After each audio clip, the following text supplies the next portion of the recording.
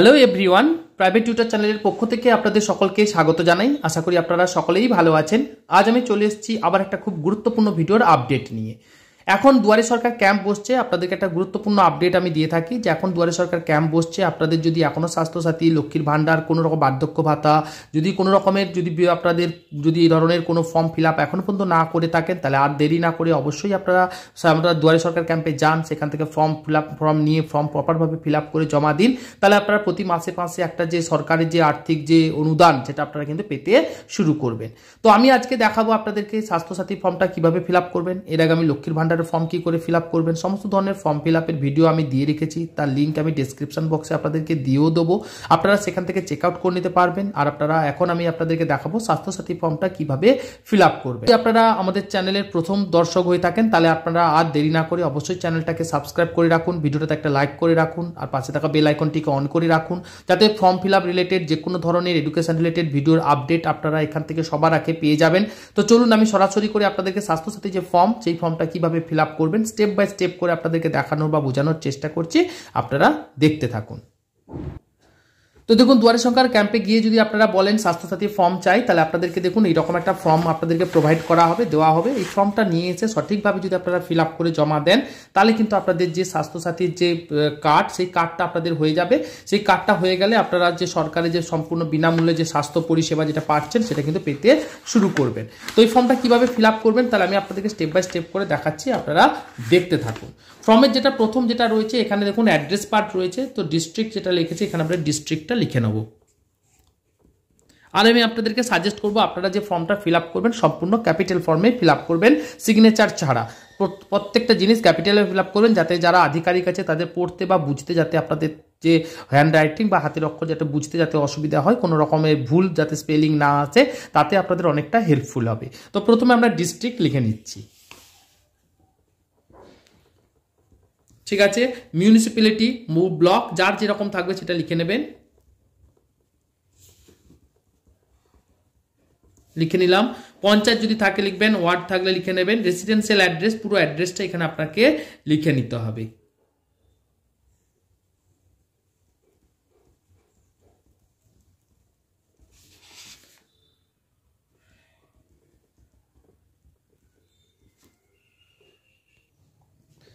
তো দেখুন, আমরা রেসিডেন্সিয়াল অ্যাড্রেস যেটা, সেটা আমরা লিখে নিলাম।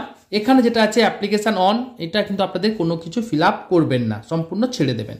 মাইনরিটি স্ট্যাটাস, যদি SC ST হন তবে ইয়েসে ক্লিক করবেন, নাহলে নোতে করবেন, নাহলে এখানে কোনো কিছু ফিল আপ করার দরকার হবে না। অ্যাপ্লিকেন্ট নেম, অ্যাপ্লিকেন্ট নেমটা কিন্তু এখানেও বলে রাখি, সম্পূর্ণ কিন্তু এই অ্যাপ্লিকেন্ট নেমটা মহিলাদের নামে হতে হবে। আপনাদের বাড়ির যিনি মহিলা আছেন তারই নামে কিন্তু স্বাস্থ্যসাথী কার্ড হবে, কোনো পুরুষের নামে কিন্তু স্বাস্থ্যসাথী কার্ড হবে না। তাই এখানে কোনো ছেলেদের নাম ভুল করেও লিখবেন না। আপনাদের বাড়ির যিনি যে মহিলা রয়েছেন তিনার নামটা এখানে লিখে নেবেন। এখানে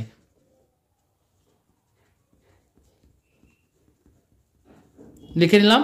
রিনা সাহা যিনি, উনার বাবার নামটা এখানে লিখবেন। এখানে হাজবেন্ডস নেম লিখবেন না, ফাদার্স নেম আছে। রিনা সাহার বাবার নামটা কিন্তু অবশ্যই এখানে লিখে নেবেন।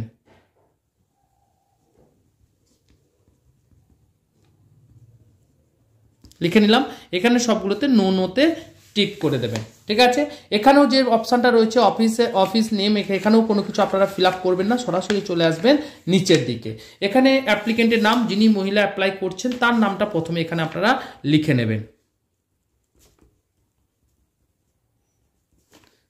এখানে ফিমেল লিখে নেবো। এজটা আপনারা লিখে দেবেন, যেটা আপনাদের সঠিক এজ হচ্ছে সেটা লিখবেন। এখানে সেলফে টিক দেবেন। আর মোবাইল নাম্বার, যে কোনো একটা মোবাইল নাম্বার যেটা আপনাদের রেজিস্টার করতে চাইছেন, সেই রেজিস্টার মোবাইল নাম্বারটা এখানে লিখে নেবেন। আধার নাম্বার, এখানেও সেই সেমভাবে আধার নাম্বারটা লিখে নেবেন, লিখে নিলাম। খাদ্যসাথী অর্থাৎ রেশন কার্ডের যে নাম্বার, সেটা রেশন কার্ডের নাম্বারটা এখানে আপনাদের দেখবেন রেশন কার্ডের মধ্যে রয়েছে, সেই রেশন কার্ডের নাম্বারটা এখানে লিখে নেবেন। 2 নম্বর, রিনা সাহা, উনার হাজবেন্ডস নেম যেটা হবে, তাহলে উনার হাজবেন্ডস নেমটা এখানে লিখে নেবেন।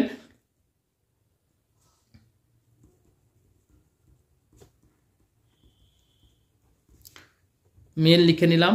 বয়স, এজ 30 লিখে দেবেন। এখানে হচ্ছে আপনার রিলেশনশিপ লিখে নিলাম। মোবাইল নাম্বার সেমই রাখবেন, চেঞ্জ করবেন না, যেটা আছে ওটাকেই মোবাইল নাম্বারটাকে রেখে নেবেন। আধার নাম্বার, যে আধার নাম্বারটা আপনাদের হবে সেই আধার নাম্বারটা লিখে নেবেন।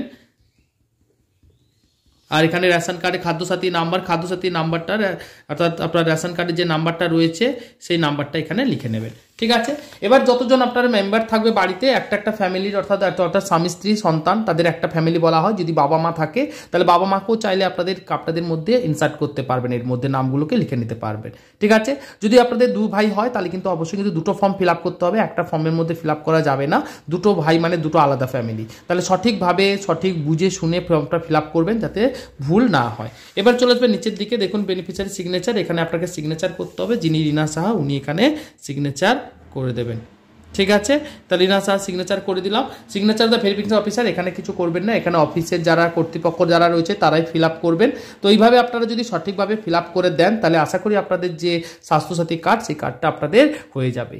ঠিক আছে, এইভাবে ফিল আপ করে জমা দিন। সঙ্গে যেটা আপনাকে দিতে হবে, আধার কার্ডের জেরক্স দিতে হবে, রেশন কার্ডের জেরক্স দিতে হবে।